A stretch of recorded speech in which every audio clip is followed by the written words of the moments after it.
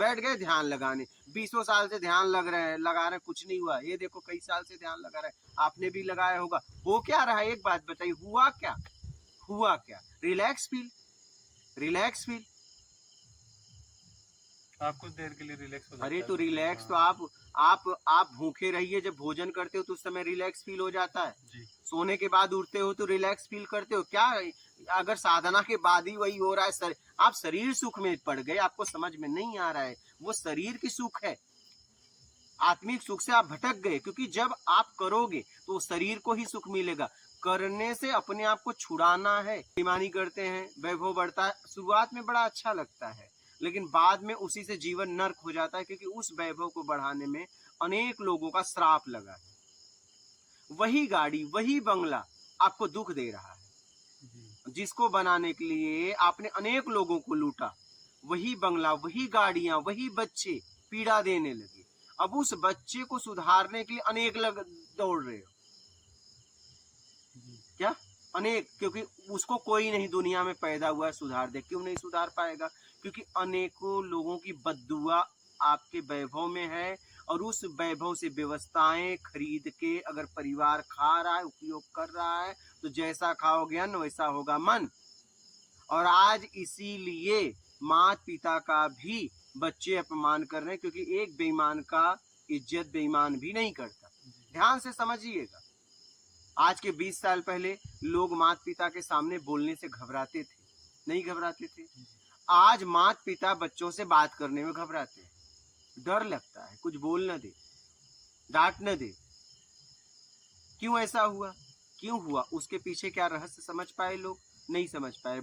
सब लोग माता पिता को सिखा रहे हैं, बच्चों को सिखा रहे हैं कि माता पिता का मान मत करो, अपमान मत करो, लेकिन खुद लोग कर रहे हैं, वही लोग कर भी रहे हैं। ध्यान दीजिए, हम लोग मैसेज खूब फॉरवर्ड एक दूसरे को कर रहे हैं, लेकिन कर वही रहे हैं, आचरण में बदलाव नहीं हो रहा है। बस बाहर हम मैसेज भेज के एक दूसरे को शेयर करके बड़े अच्छे बन रहे हैं, लेकिन अंदर से गंदे होते चले जा रहे हैं। आज ज्यादा माता पिता का अपमान इसलिए होने लगा कि जैसा अपने बच्चों को आप अनाज खिलाओगे बेईमानी का, तो उससे अनेक लोगों का बद्दुआ है, और वो उसको पोषण सही नहीं मिलेगा। तो एक बेईमान की इज्जत बेईमान भी नहीं करता। जब उन बच्चों को पता चलेगा मेरा पिता माता बेईमान है, तो उनकी इज्जत करेंगे ही नहीं। इसलिए जीवन में पहले ईमानदारी अपना लो, अगर जीवन अच्छे से जीना चाहते हो तो, और साधना में आगे बढ़ना चाहते हो तो। अगर साधना में आप आगे बढ़ना चाहते हो और आपने ईमानदारी नहीं अपनाई, बेईमानी करते रहे, तो आप साधना में आपको लगेगा कि बाहर से मैं उठ रहे हूं, लेकिन आप गिर रहे हो। ये सब बातों को समझिए।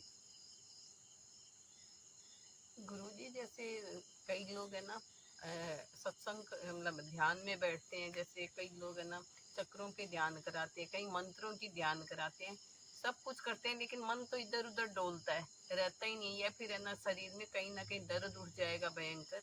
लेकिन नाम के हाथ में लोग माला ले रहे हैं, मैं भी पहले माला लेती थी, लेकिन एकाग्रता बिल्कुल भी नहीं आती थी। अब तो सब छोड़ चुकी आपका ज्ञान समझ के, तो अलग अलग जगह अलग अलग प्रोसेस किया, लेकिन करते हुए भी है ना लोगों का ध्यान भटकता, इधर उधर रहता नहीं। और वो लोग बोलते स्थिर करो, स्थिर तो होता नहीं है, लेकिन लोग कर रहे हैं। एक बात बताओ, एकाग्र कौन होना चाहता है? कौन? बोलिए। जो एकाग्र नहीं है वो एकाग्र होना चाहता है। ठीक है, लेकिन परम सत्य तो एकाग्र है। ठीक है, आत्मा को तो एकाग्र करने की जरूरत नहीं है जी। तो आखिर एकाग्र कौन होना चाहता है? और उसको एकाग्र भी कर दिए, अगर वो रहा एकाग्रता में तो भी तो मैं भटका ही। ध्यान से समझिएगा, अगर एकाग्र भी रहा तो उसके एकाग्र रहने से मैं मेरी अशांति तो नहीं चली जाएगी उसके एकाग्र होने से। हाँ, तो वो वही भी पता नहीं है कि एकाग्र होना कौन चाहता है, बोले तो उसका पता लगे गुरुजी हमें। उसका पता करो कि कौन एकाग्र होना चाहता है। अगर वो एकाग्र हो गया तो क्या उसकी अशांति चली जाएगी? वो एकाग्र हो गया तो अब उसी ये तो अशांति तो अंदर है। अशांति तो अंदर है। अब वो अशांति भी जो एकाग्र होना चाहता है वही अशांत है जो एकाग्र होना चाहता है। अशांति कैसे हुई है? कर्म से, कर्म से हुई है। सीधी सीधी सिद्धांत है। हाँ, ये बात तो सही है। अशांत किससे हुए हो? कर्म से। जी। तो अगर आपने दुष्कर्म किया होगा, हाँ, चाहे किसी भी तरीके से, हाँ। कर्म में छल कपट चोरी बेईमानी चापलूसी मक्कारी धूर्तता पाखंड अपने भोग के चक्कर में, लालच के चक्कर में, मान के चक्कर में हो गया, जी। तो कहने का मतलब ताला जिस चाबी से बंद होती है उसी से खुलती है। जी। सीधा सीधा, बस उसे ऐसे बंद ऐसे घुमा दो, नहीं? सही। तो कहने का मतलब है कि आप सीधा सीधा इस सिद्धांत को समझ के सत्कर्म में लगा दो अपने आप को, सीधा सीधा। दुष्कर्म करके परेशान हुए हैं, बस दुष्कर्म करके, क्या ये सब तो पिछले जन्म का सत्कर्म करके परेशानियों से मुक्त हो जा सकता है। सीधा सीधा सीधा सिद्धांत है। सिद्धांत। और आप किसी विधि द्वारा एकाग्र जी। हाँ। करना चाहते हो तो हाँ। आपके एकाग्र होने से क्या वो अशांत चला जाएगा? वो तो अंदर है। वो तो जबरदस्ती कर रहे हैं ना हम। अच्छा, एकाग्र होना कौन चाहता है? अगर आत्मा परम स्थिति है और वो भटक ही नहीं रहा तो एकाग्र कौन होना चाहता है? ये बताइए पहले। अब ये एकाग्र होने वाला कौन है गुरुजी, ये पता नहीं है। तो इसी को पहले तो खोजिए। इसको ढूंढना पड़ेगा ना। तो एकाग्र कौन होना चाहता है? जब ये नहीं पता है तो एकाग्र क्यों होना चाहते हो? हाँ। पहले तो ये पता करो एकाग्र होने वाला कौन है, कौन है, तब उसको एकाग्रता में लाते हैं। हाँ, तो ये पता तो जो ध्यान कर रहे हैं, एकाग्रता करना चाह रहे हैं, वो पता लगाएं उस चीज का। वही तो पहले तो ध्यान को समझो कि ध्यान हाँ, क्या है। क्या है? हम क्या है, सीधा बंद हो गए। अब ध्यान को कोई यहाँ लगा रहा है। हाँ, ये ब्रह्म ग्रंथि नहीं है भैया। ये यथा पिंडे तथा ब्रह्मांडे तथा ब्रह्मांडे यथा पिंडे, जो पिंड में ब्रह्मांड में, ब्रह्मांड में पिंड में। तो ये 7वां सहस्त्रार्थ है, 10वां दरवाजा है, ये ब्रह्मांड है। क्या है? ब्रह्मांड, न कि ये ब्रह्म है। क्या? ये भूल में मत रहिए, बहुत लोग बोल देते हैं। हाँ। ये ब्रह्म वगैरह नहीं। अगर ब्रह्म इसमें होता तो जिस जहाँ पे ब्रह्म है वो भटक सकता है।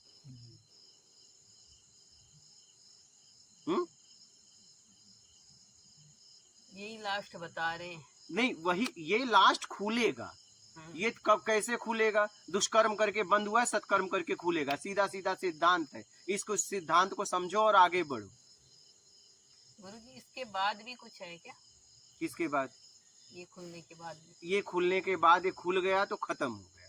अच्छा। इस जगत से मुक्त हो गए। पहले इस जगत के पार, इस भवसागर को तो पार करो। और ये कैसे खुलेगा? सीधा सीधा इसका सिद्धांत है। इस सिद्धांत को समझ लो। अपने कमियों को ढूंढो और उसे कैसे निकालो, उसके लिए काम करो। सीधा सीधा। अगर मान लीजिए रबड़ यहाँ से बधा है, छोड़ दिए तो कहाँ जाएगा? वापस वहीं जाएगा ना। और यहाँ से अगर उसको छुड़ा दो तो मूल अपने स्थान पे गिर जाएगा। तो अपने आप को छुड़ाओ तो ध्यान में ध्यान करो। क्या? ध्यान में ध्यान करो। बैठ गए। अब आप क्या कर रहे हो? किसी विधि द्वारा कोई सांसों पे ध्यान कर रहा है, कोई बिंदु पे ध्यान कर रहा है, कोई ब्रह्म ग्रंथि बता के ध्यान कर रहा है। ऐसे खुल जाएगा क्या? ताला देखने से खुल जाएगा, चाबी से खुलेगा? जरा समझने का प्रयास करिए। पहले समझिए। आप कोई भी काम पहले समझ के करिए। कोई नाभि पे ध्यान कर रहा है, कोई सांस पे ध्यान, कोई बिंदु पे ध्यान, कोई नाक के इसके ऊपर ध्यान। मतलब तरह तरह के। अरे भाई, एकाग्र आप उसे न बहिर्मुखी जाने दे रहे हो, न अचेतन मन में जाने दे रहे हो। सफाई कैसे होगी? अचेतन मन में सारा कचरा जमा है। पहले आप बैठ जाइए, प्राकृतिक ध्यान घटित हो रहा है, ठीक है। और उसके बाद क्या, मन जहां जा रहा है जाने दीजिए। बस जाते जाइए, अपनी कमी को देखते जाइए। बस देखना है। अगर देखोगे तो अपने आप को छुड़ा लोगे।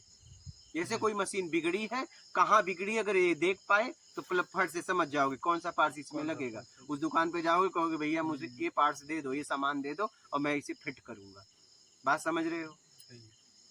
तो अपने अंदर देखो कि कहाँ कहाँ कमी है, कहाँ कहाँ मैं उलझा हूँ, कहाँ कहाँ उलझी हूँ। ध्यान को पहले पूरी गहराई से समझो। बैठ गए ध्यान लगाने, 20 साल से ध्यान लगा रहे, कुछ नहीं हुआ। ये देखो कई साल से ध्यान लगा रहे, आपने भी लगाया होगा। हो क्या रहा है? एक बात बताइए, हुआ क्या?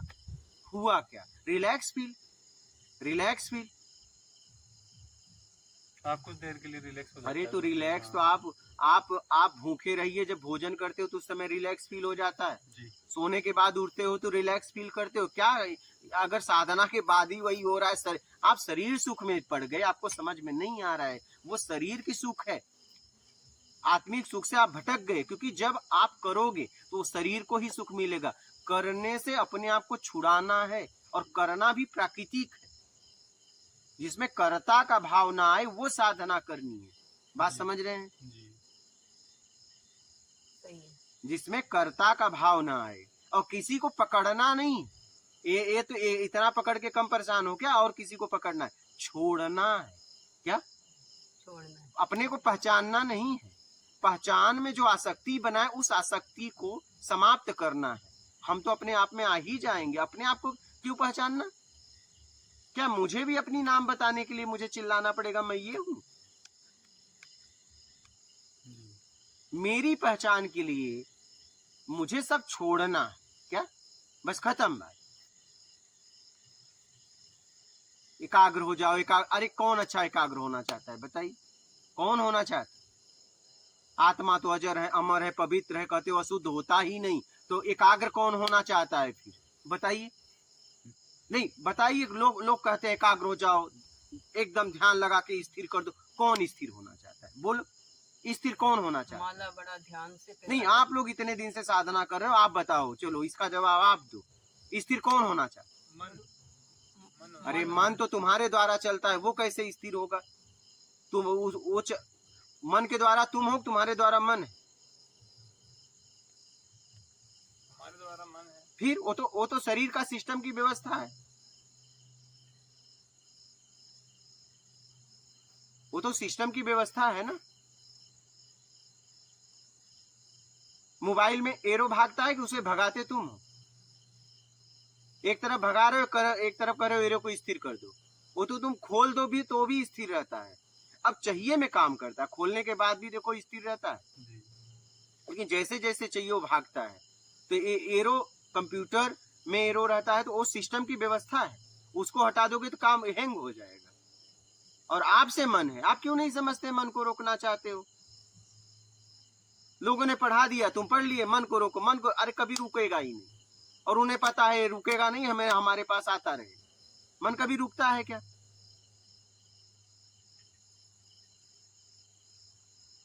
मन कभी रुकता है? कैसे रुकेगा? ब्रेन हैमेज हो जाएगा। बात क्यों नहीं समझते हो?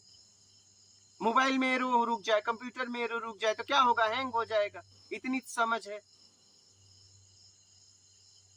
तो बताओ एकाग्र कौन होना चाहता है? बोलो।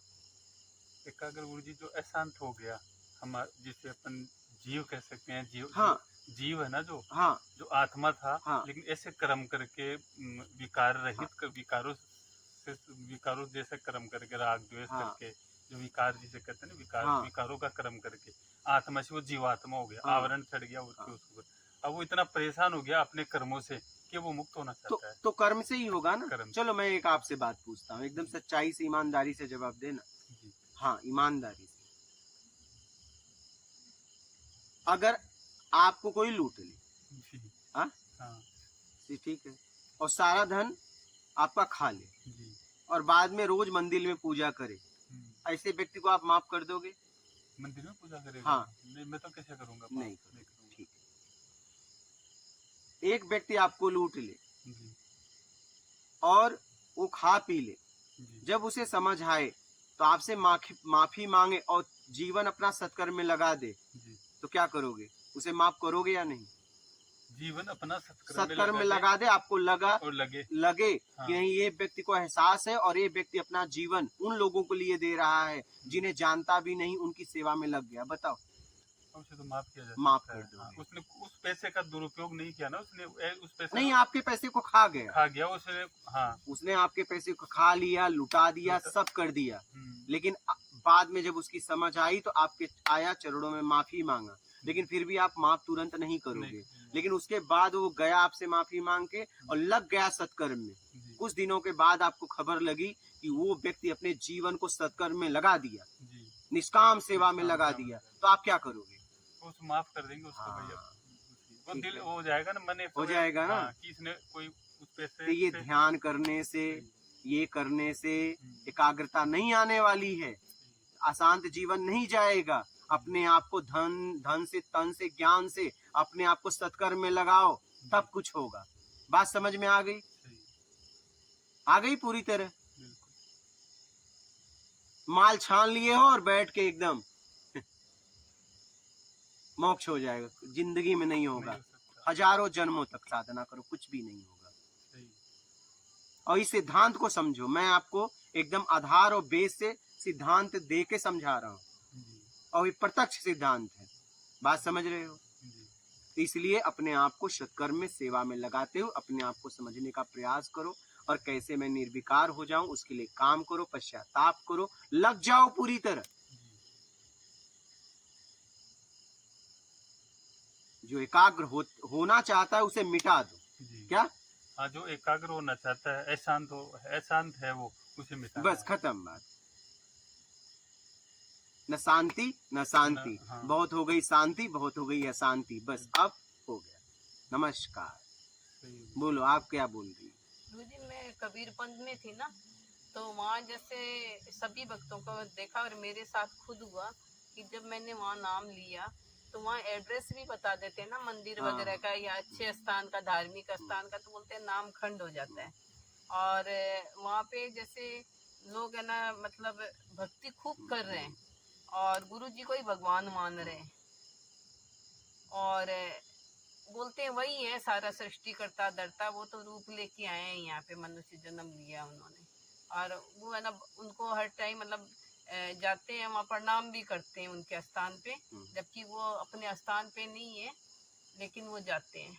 तो गुरुजी वहाँ मैंने देखा सबके परिवार टूट रहे वहाँ पे, इतना मतलब उनकी माला करके और उनका मतलब सांसों का ओम सोम मंत्र है उसको करके, तो है ना मतलब फिर भी है ना पति पत्नी के रिश्ते टूट रहे हैं, माता पिता है, क्योंकि वहाँ जाने से ना एक तो परिवार से ना मतलब आप समझ लो रिश्ता टूट ही जाता है एक तरह से, क्योंकि कोई बार त्योहार नहीं मनाना, कोई है ना आपके है ना रिश्ते में है ना जाओ शादी वगैरह में तो है ना मतलब देन लेन होता है ना, वो हिसाब से नहीं करना, ये सोच के देना कि भाई हम यहाँ खाना खा रहे हैं उसका पैसा दे रहे हैं, वो भी माँ बाप को देना है, उस हिसाब से देना, शादी का बोल के नहीं देना। और परिवार में अगर कोई डेथ हो गई तो सादा खाना खाना, बाकी जो ये नहीं मनाना, फूल नहीं चुगना, तेरहवीं नहीं मनाना, बहुत सारे नियम थे, 40-45 नियम थे जिसकी कोई लिमिट नहीं थी। लेकिन मैंने देखा वहाँ पति पत्नी के रिश्ते टूट रहे हैं, भाई भाई के रिश्ते टूट रहे हैं, माँ बाप, कुछ तो ऐसे लड़के थे जो उन्होंने माँ बाप निकाल दिया, घर से निकाल दिया, वो बेचारा होटल में है ना काम करके अपनी रोटी चला रहा है, कभी नॉन वेज के हाथ नहीं लगाया, वो नॉन वेज होटल में काम कर रहा है।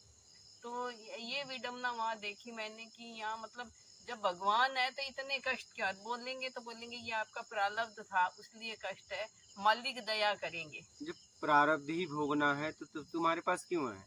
हम ही नहीं भोग लें? खुद ही भोग लेंगे हम। देखो ध्यान से समझिएगा, अगर कोई किसी का प्रचार कर रहा है नाम लेके, तो फिर वो उसका प्रचारक हो गया, वो स्वयं तो कुछ है नहीं, बस एक प्रचारक है। ध्यान से समझना, एक शिक्षक जब किसी विद्यार्थियों को पढ़ाता है तो वो और भी शिक्षकों का नाम नहीं लेता है, वो खुद पढ़ाता है। बात समझ रहे हैं? और कोई अगर गाइड से पढ़ा रहा है तो शिक्षक लायक नहीं है, ठीक है।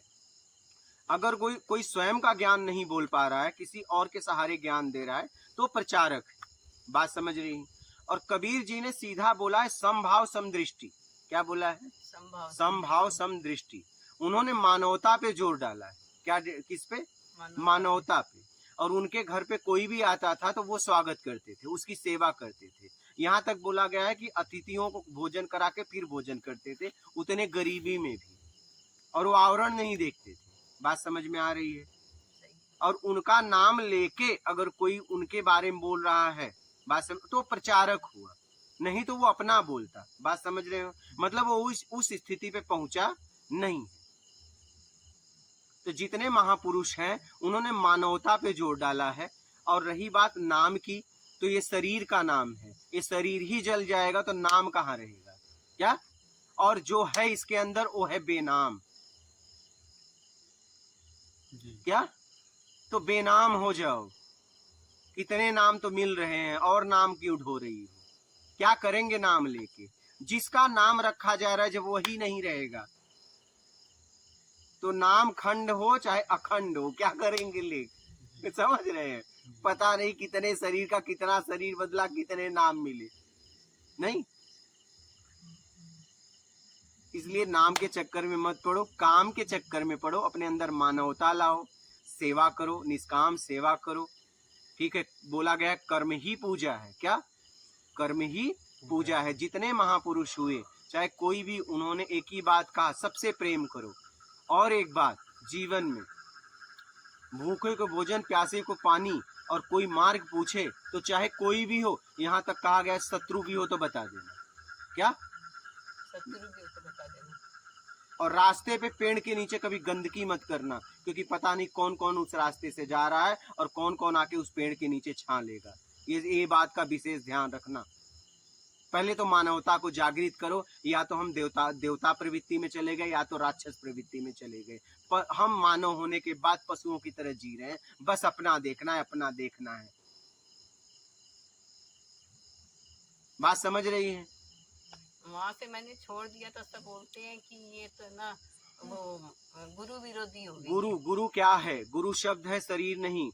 हम शब्दों को, हम अगर किसी के पास जाते हैं तो हम उसके ज्ञान को देख के जाते हैं, न कि उसके शरीर को देख के। जब हम देखे ज्ञान नहीं है तो हम उसके पास रह के क्या करेंगे? और एक बात बताऊं, ठीक है, सुनिए। अगर कोई वैवाहिक जीवन अपनाया स्त्री पुरुष ने, अगर बच्चे चाहिए और पता चला दो में से एक कमी है, तो जरूर एक को बदलना चाहिए। दोनों में कमी है तो पड़े रहो, कहीं मत जाओ। बात समझ रहे हो? विरोध करने के लिए ताकत होनी चाहिए। गुरु का विरोध तब करोगी जब तुम पूरी ईमानदारी से चलोगी। बेईमान आदमी कभी विरोध नहीं कर सकता, ये ध्यान देना। या तो कमी मुझ में है या तो गुरु में है। क्या? अगर गुरु में कमी है तो गुरु छोड़ दो। अपने में कमी है तो गुरु से पूछो कि मैं इस कमी को कैसे दूर करूं, मैं आपकी शरण में आ गई हूं। लेकिन समझने के बाद किसी के बारे में बोलो, ऐसे ही किसी के बारे में मत बोलो। और विरोध करने के लिए ताकत चाहिए, विरोध करने के लिए ईमानदारी चाहिए। विरोध करना इतना साधारण बात नहीं है। आप मेरी बात समझ रही हैं? कमी तो है ही है ना। अगर हमारा आत्मिक कल्याण नहीं हो पा रहा है, मुझे कुछ नहीं समझ में आ रहा है, या तो मुझ में कमी है या तो सामने वाले में कमी है। अगर मुझ में कमी है तो अपने कमी को हटाओ, अगर उसमें कमी है तो आगे बढ़ो। बात समझ रहे हैं? और दोनों में कमी है तब क्या? गुरु आइन 90 चला, गुरु के मारे ढेला ढेला, तब कहाँ जा रहे हो? बस पड़े रहो एक जगह। हाँ, आपस में लड़ो। हाँ, पड़े रहो। गुरुजी, ये 60 नाम और 60 शब्द क्या होते हैं जो सब जगह ये कबीर पंथ में हो रहे हैं? हम देखो व्याख्याकार नहीं। हाँ। क्या? हम व्याख्या, मैं क्या बोल रहा हूँ, हम व्याख्याकार तो है नहीं। हाँ। हम लोगों ने जो बोल दिया, हम उसका व्याख्या तो करने वाले हैं नहीं।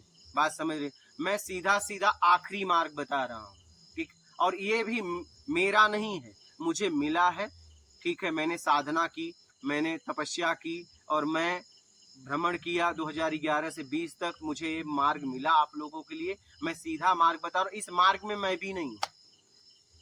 बात समझ रहे हैं? सीधा आप उससे जुड़िए, क्योंकि मुझसे जुड़ने से आपको कुछ भी नहीं मिलेगा। और एक बात बताऊं, किसी से जुड़ के नहीं मिलेगा। उन शब्दों में आपको जीना पड़ेगा और आपको सीधा जाना पड़ेगा। धारणा, ध्यान, समाधि, तुम, ब्रह्म। मेरा के द्वारा जो जाना जाएगा, या जानकारी होगा या ब्रह्म होगा, दो में से एक। बात समझ रहे हैं? दो में से एक। अब तुमको क्लियर करना है कि ये भ्रम है कि जानकारी सही है। क्या? उस पे काम करना पड़ेगा।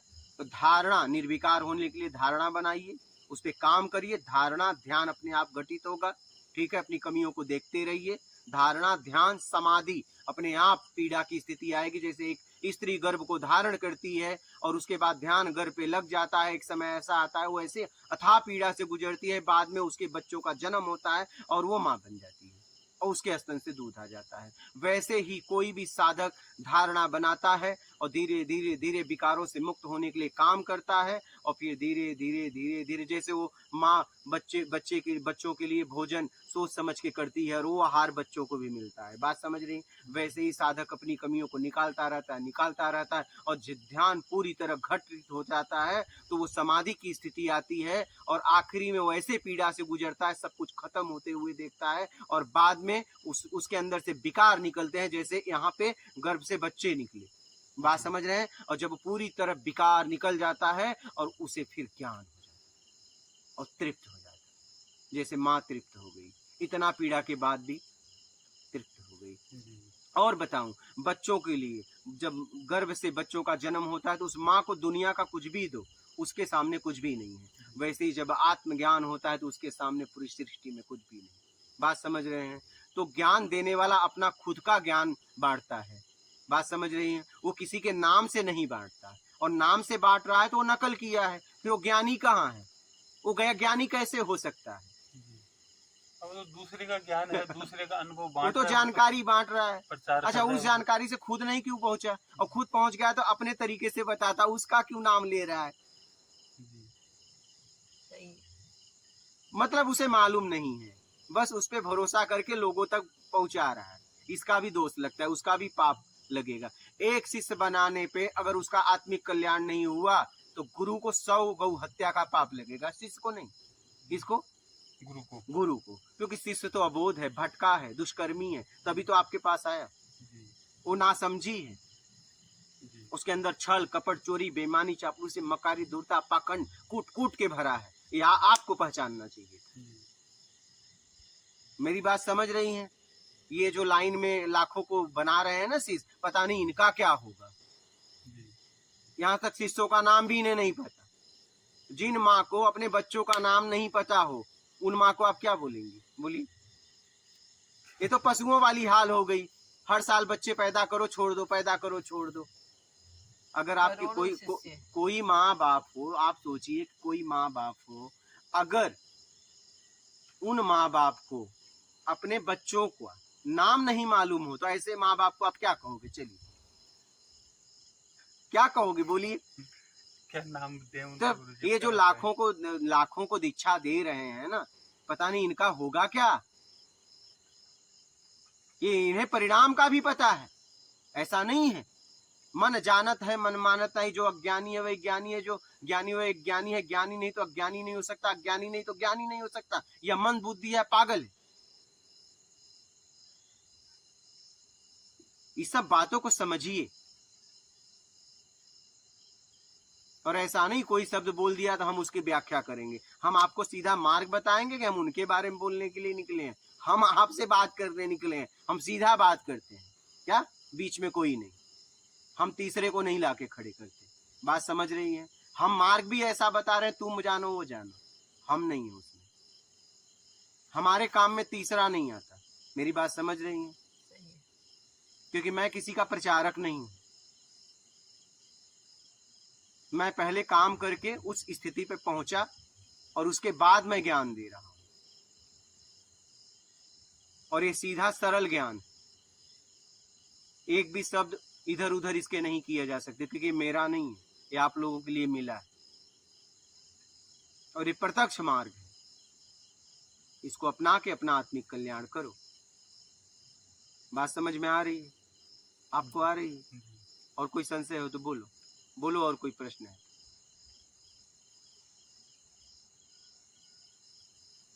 सब जितने भी महापुरुष हैं उन्होंने बस एक ही बात कहा है, मानवता लाओ, बिना आवरण देखे लोगों की सेवा करो, आवरण मत देखो, आवरण से अपने आप को मुक्त करा लो। और आखिरी बात बोल दूं, अभी तक जितना भी पृथ्वी पर बोला गया है सबका सार है ईमानदारी मुक्ति है बेईमानी बंद है। ये पूरा सार बता रहा हूं आपको। इसको अपना के जीवन में आगे बढ़ो, अपना आत्मिक कल्याण करो। ठीक है? मात नर्मदे। नर्मदे हर। नर्मदे है। मात नर्मदे। मेरा एक सवाल था, जैसे जब साधना में बैठते हैं हाँ। तो उसमें जैसे शरीर में किसी को वाइब्रेशन होती है, किसी को झटके लगते हैं, किसी को कुछ होता है, तो क्या ये भी प्रारब्ध से संबंध है? इसका भी कोई पिछले जन्म का संबंध है कि जब हम साधना करते हैं तो वो क्या बोलते हैं, क्लियर हो रहे हैं, तो ये इसलिए होता है या किस लिए होते हैं ये सब चीजें? देखो ऐसा है, साधना जब हम करते हैं तो ज्यादातर साधक क्या होता है, कामनाओं में साधना करने जाते हैं। किसमें? कामनाओं में। और वो कोई भी विधियां लेके कोई भी प्रयोग कर बैठते हैं। बात समझ रही हैं? कोई भी प्रयोग कर बैठते हैं, लेकिन साधक को इतना समझ में आना चाहिए कि साधना करने से पहले पूरी तरह ईमानदारी अपनानी पड़ेगी और बेईमानी का त्याग करना पड़ेगा। बात समझ रही हैं? जैसे मान लीजिए एक व्यक्ति रोड पे शराब पिए, ठीक है, उसे कोई दोष लगेगा? नहीं लगेगा। ठीक है, वो अपना कर रहा है। लेकिन एक व्यक्ति मंदिर में जाके या आश्रम में बैठ के शराब पी रहा है, तो उसे दोष लगेगा कि नहीं लगेगा? जगह बदल देने से, आदमी वही है, शराब भी वही है, जगह बदल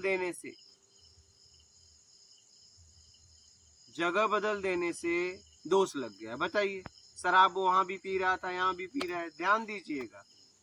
तो आप किस स्थिति में साधना करते हैं? जब आप बिना बेईमानी छोड़े कोई भी साधना करेंगे तो यही झटके भी आएंगे, कभी आवाजें आएंगी, कभी गड़गड़ाहट आएंगे, आप बेचैन होंगे। पहले तो बड़ा अच्छा लगेगा।